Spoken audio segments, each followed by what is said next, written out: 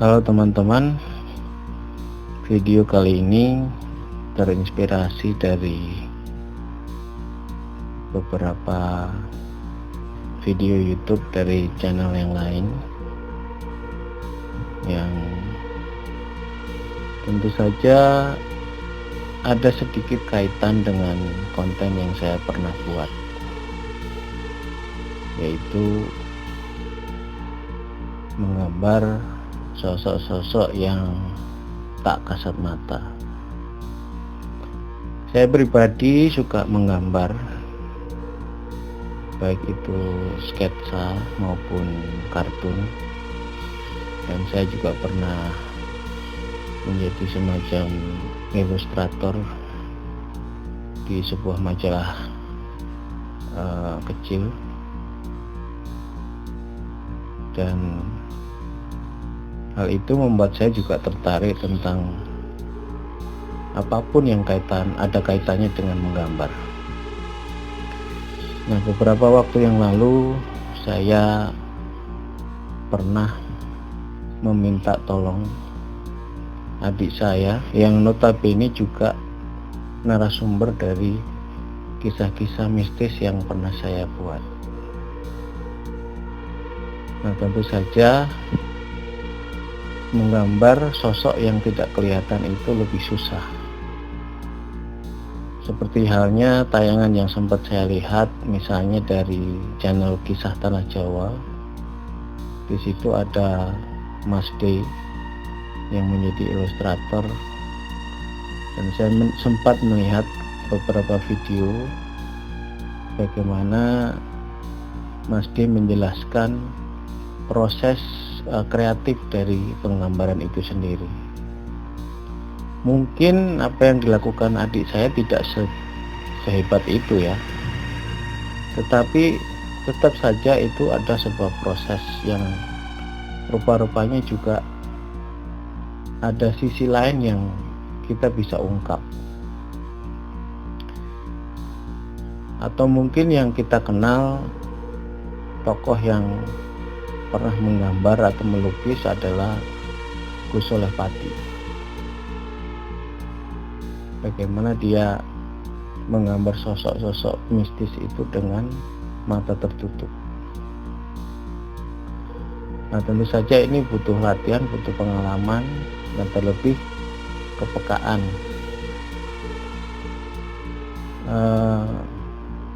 Tentu saja masing-masing karya atau seorang ilustrator ini juga atau pelukis ini memiliki prosesnya masing-masing.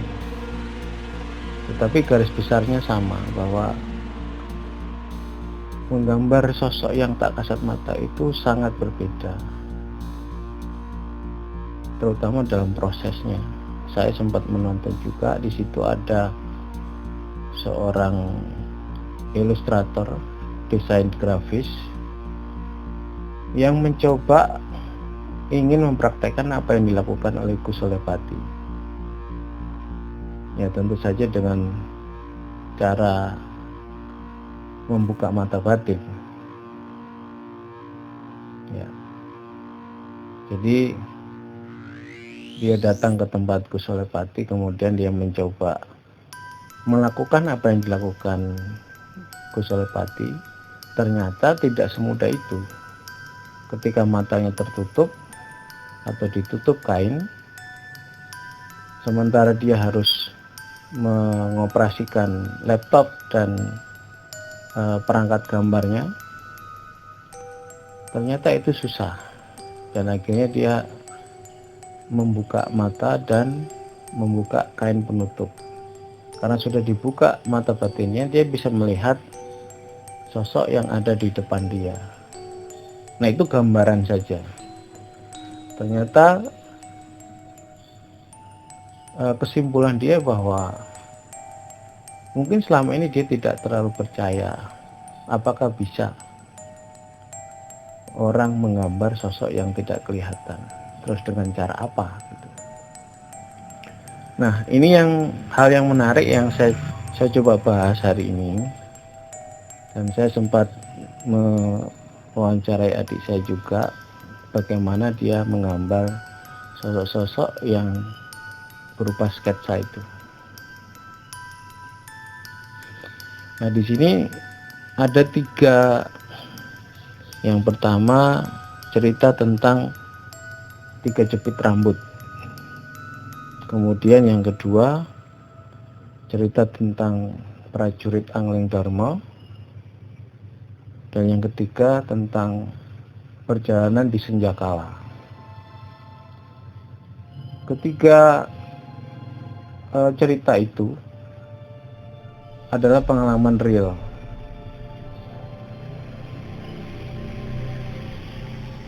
Dan kemudian coba dituangkan oleh adik saya dalam bentuk gambar. Nah, saya akan menceritakan satu persatu apa yang dialami oleh adik saya. Untuk gambar pertama tentang 3 jepit rambut, adik saya bilang bahwa ini prosesnya lumayan panjang, karena di samping ini memerlukan waktu 4 hari, dia juga harus melakukan beberapa revisi.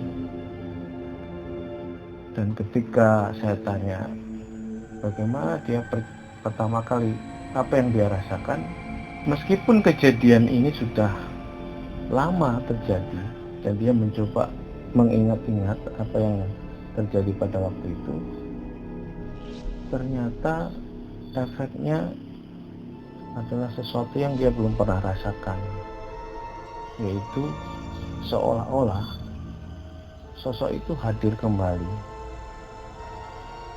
Kalau kita lihat gambar yang dulu pernah dia gambar, itu ada 3 sosok ditambah 1 cewek.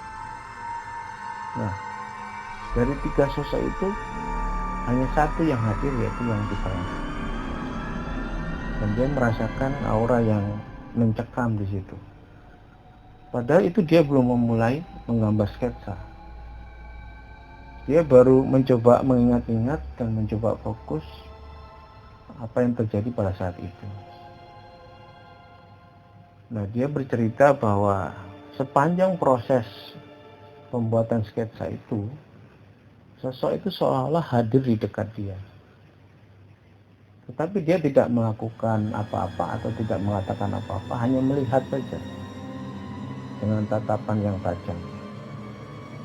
Nah, tentu saja kita bisa membayangkan kalau kita ada menganggap aja orang lain di sekitar kita, pada saat kita mengerjakan sesuatu, pasti kita tidak akan bisa fokus dengan baik. Apalagi ini dengan sosok yang tidak kasat mata. Nah, tetapi karena kebutuhan ilustrasi ini juga yang membuat dia juga harus menyelesaikan gambar ini. Dan dia menggambar ini biasanya tengah malam.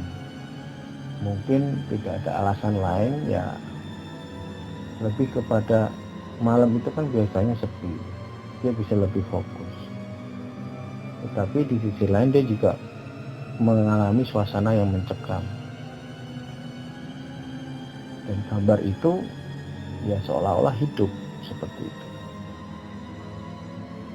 Nah, jadi saya minta tolong dia untuk menggambar ilustrasi, kemudian saya akan mencoba membuatnya menjadi gambar semacam gambar digital seperti itu, yang sederhana tentu saja, karena saya juga tidak seperti juru gambar yang lain yang pintar, misalnya desain grafis.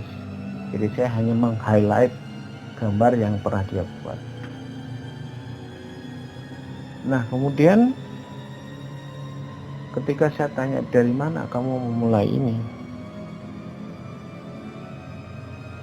dia mulai dari sosok yang sebelah kiri, sebelah kanan, kemudian baru yang tengah, yang paling kuat menurut dia.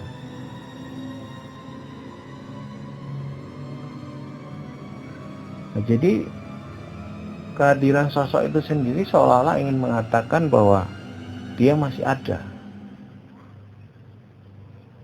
Dan tentu saja adik saya tidak melihat itu secara langsung, tetapi lebih kepada batinnya melihat itu seperti ada kehadiran sosok itu. Nah, setelah gambar itu selesai, situasi menjadi normal kembali. Nah, tetapi untuk kepentingan bersama, untuk hal-hal yang baik, dia tidak ingin terjadi hal yang buruk setelah itu, maka gambar itu dia musnahkan. Ya, karena seperti ada rasa yang tidak nyaman ketika gambar itu masih ada.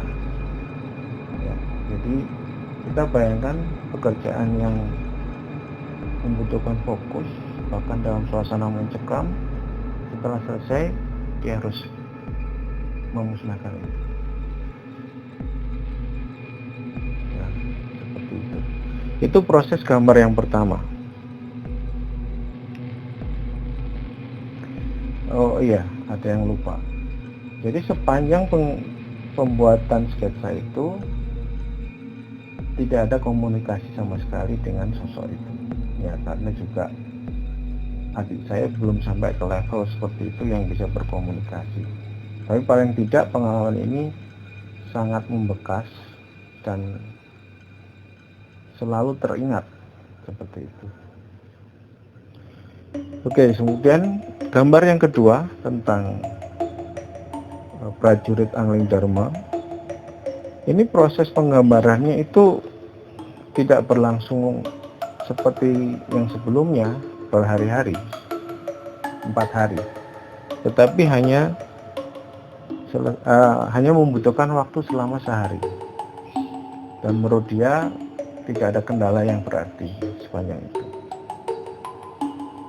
Tetapi catatannya adalah ketika dia menggambar itu, dia jadi teringat sorotan mata dari pemimpin pasukan itu kepadanya dalam keadaan gerimis.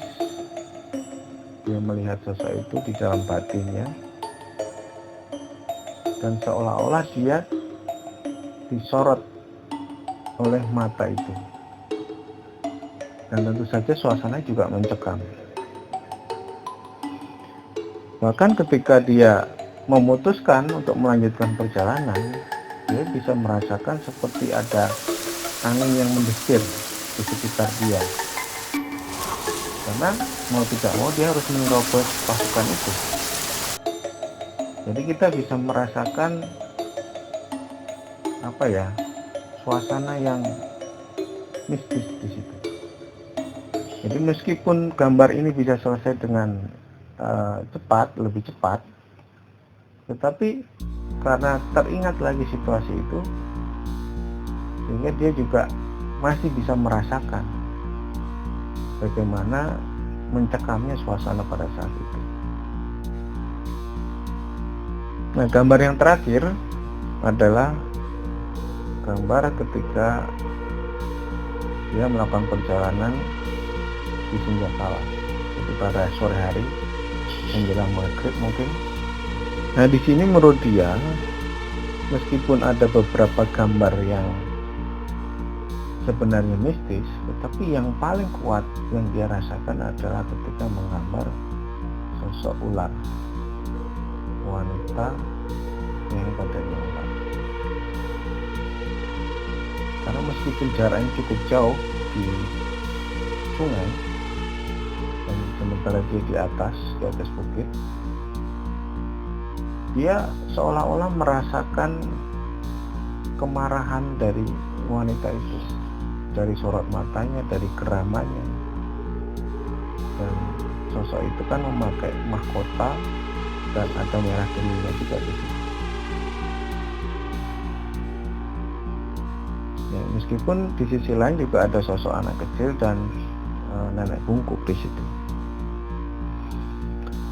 Nah, jadi ketika dia menggambar ini, dia bilang dia harus istirahat sejenak, kemudian dia baru bisa melanjutkan. Jadi kita bisa merasakan rupanya tidak semudah itu kita bisa menggambar sosok yang tak kasat mata, dan mungkin tekanannya lebih berat. capeknya lebih. Seperti yang saya katakan sebelumnya, ilustrator kisah Tanah Jawa pasti merasakan hal seperti itu. Ketika gambar sudah selesai, ternyata badannya terasa capek-capek, mungkin agak pusing juga gitu. Nah, itu dialami oleh adik saya juga. Setelah gambar wanita yang berbadan ular itu selesai, dia merasa agak pusing, merasa agak capek. Jadi intinya dia memerlukan waktu untuk memulihkan diri. Jadi gambar adik saya itu seolah-olah dia memasuki dunia yang lain, dunia yang tidak kelihatan. Nah, itu dia rasakan pada gambar yang ketiga tentang perjalanan dia di Suryakala. Jadi ketika dia mulai menggambar itu, dia seolah-olah dia harus masuk ke dalam dunia lain itu. Sementara secara lokasi perbedaannya jauh.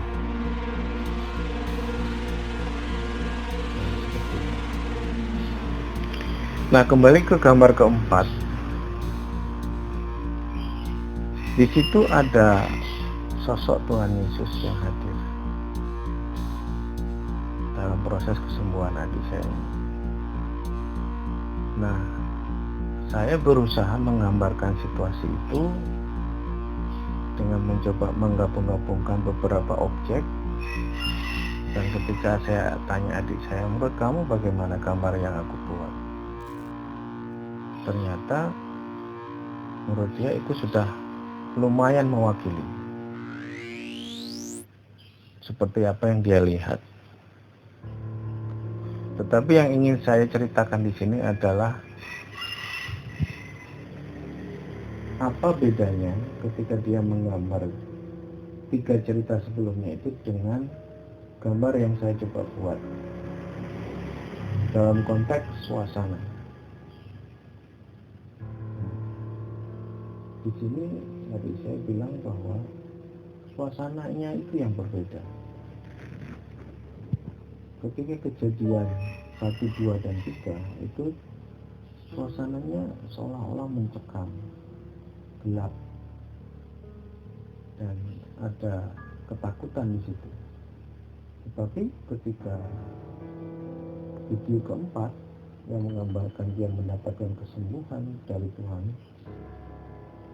itu suasana sangat tenang, damai, ada sukacita di situ, ada cahaya yang terang di situ.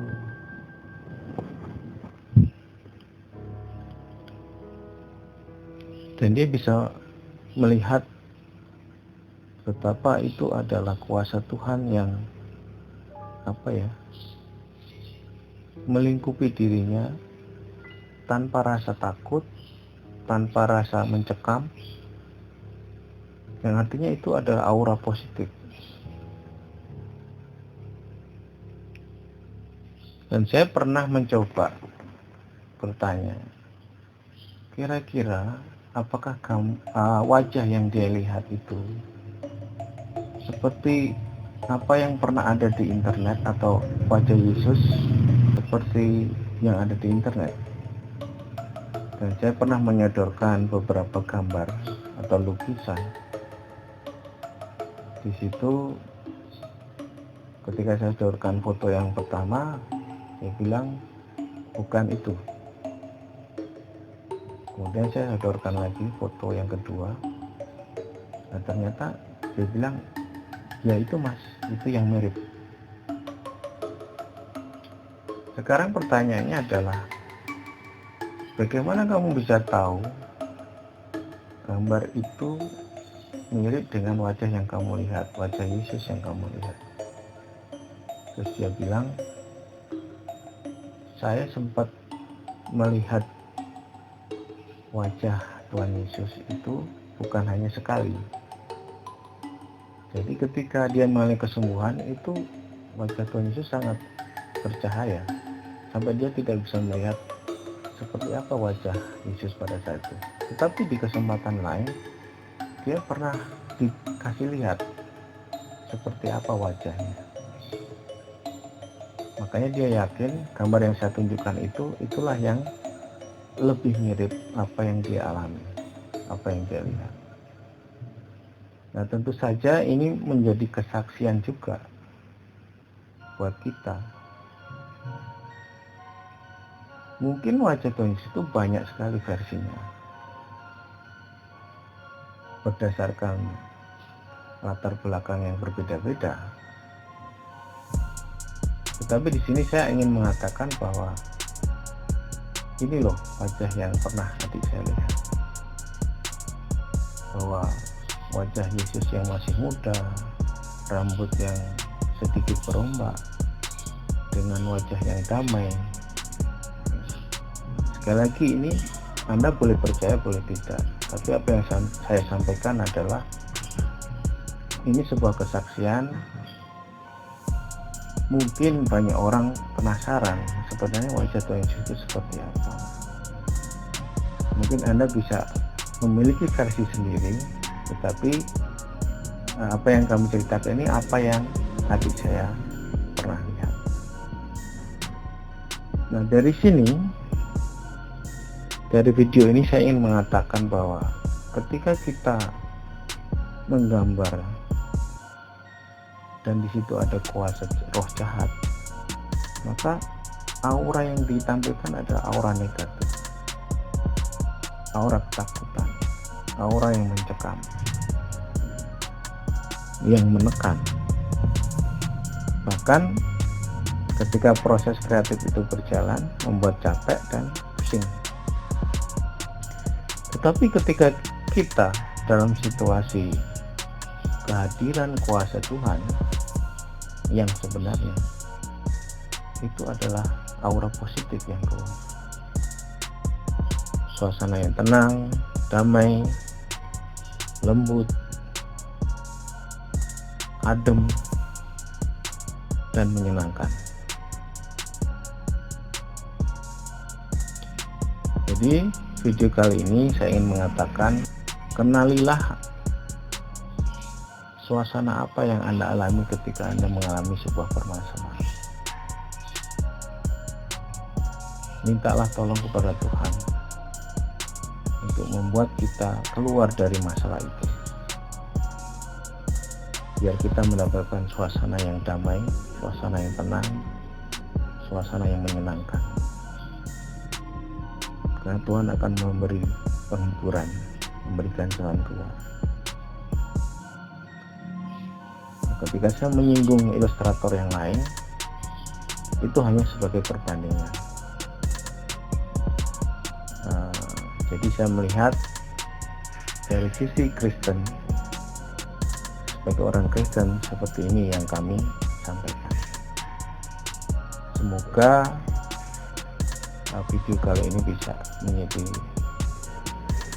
manfaat, inspirasi buat kita mengenali kuasa-kuasa yang ada di sekitar kita.